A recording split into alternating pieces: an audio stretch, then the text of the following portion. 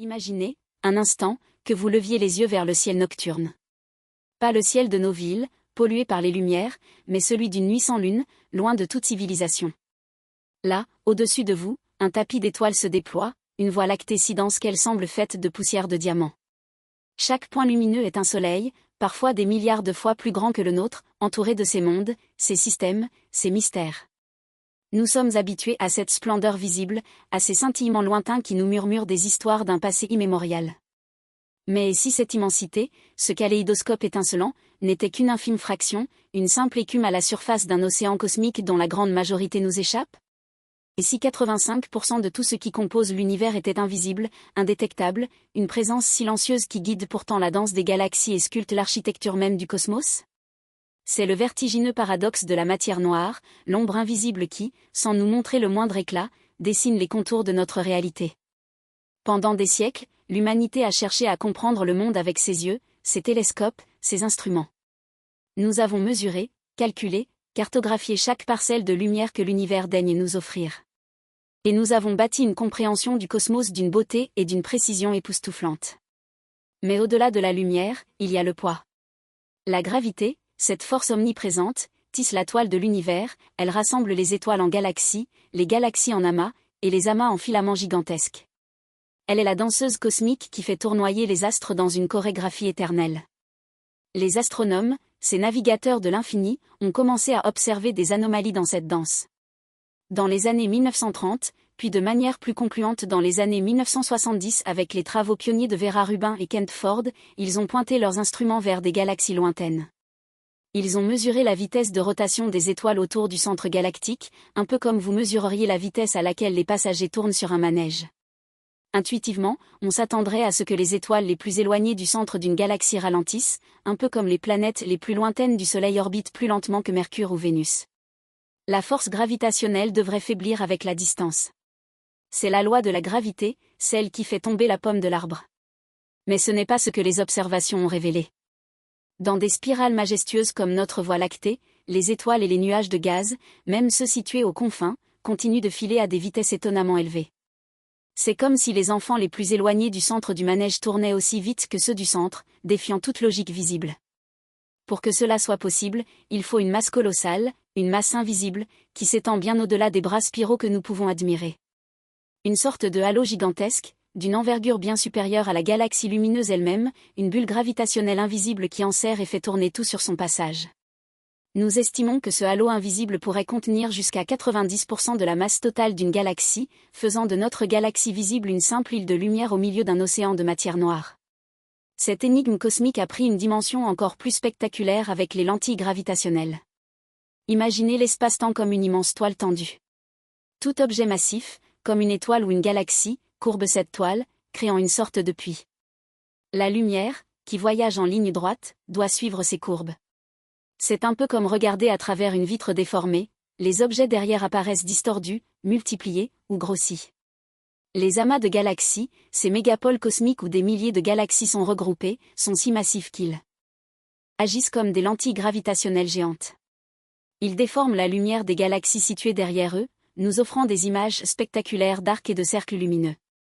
Lorsque les astronomes ont analysé l'ampleur de ces déformations, ils ont découvert quelque chose d'extraordinaire.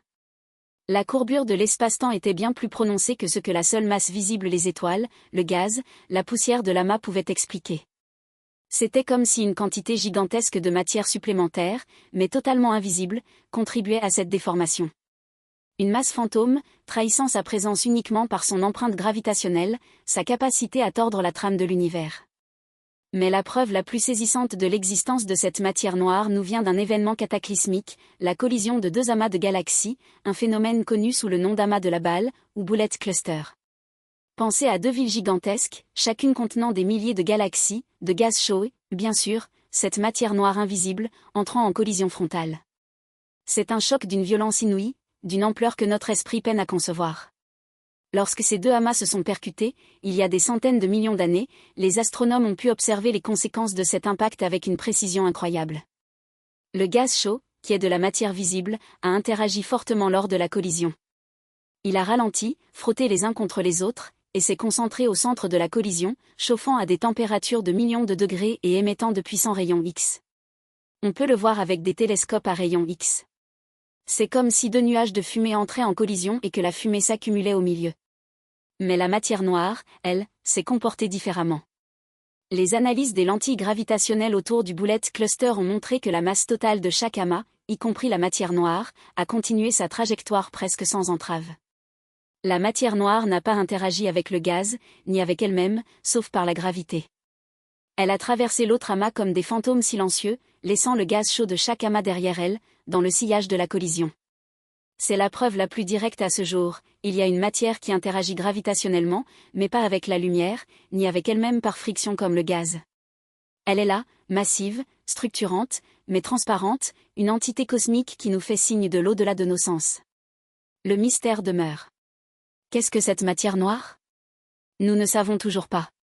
Elle ne peut être faite d'atomes ordinaires, ceux qui composent les étoiles, les planètes, nous-mêmes. Elle ne réagit pas avec la lumière, ne l'absorbe pas, ne l'émet pas, ne la réfléchit pas. Elle ne semble pas interagir avec les autres forces fondamentales de l'univers, sauf la gravité. C'est une énigme fondamentale, l'une des plus grandes de la physique moderne. Certains la théorisent comme étant composée de particules exotiques, peut-être des WMPS, des actions, ou d'autres entités encore inimaginables. Des laboratoires souterrains gigantesques, protégés des rayonnements cosmiques, cherchent désespérément à détecter la moindre interaction, le plus petit frisson de ces particules fantômes traversant la Terre. Jusqu'à présent, en vain. Pourtant, son rôle est colossal.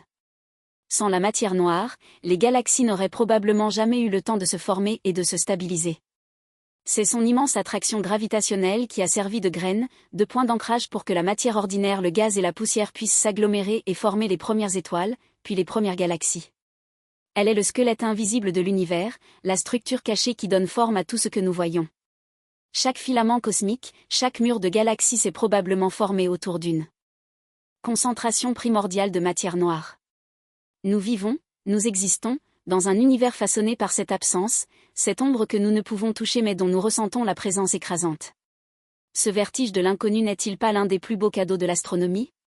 Chaque avancée, chaque nouvelle preuve, chaque mesure confirme que notre compréhension est encore rudimentaire, que l'univers est infiniment plus riche et mystérieux que ce que nous pourrions jamais espérer concevoir.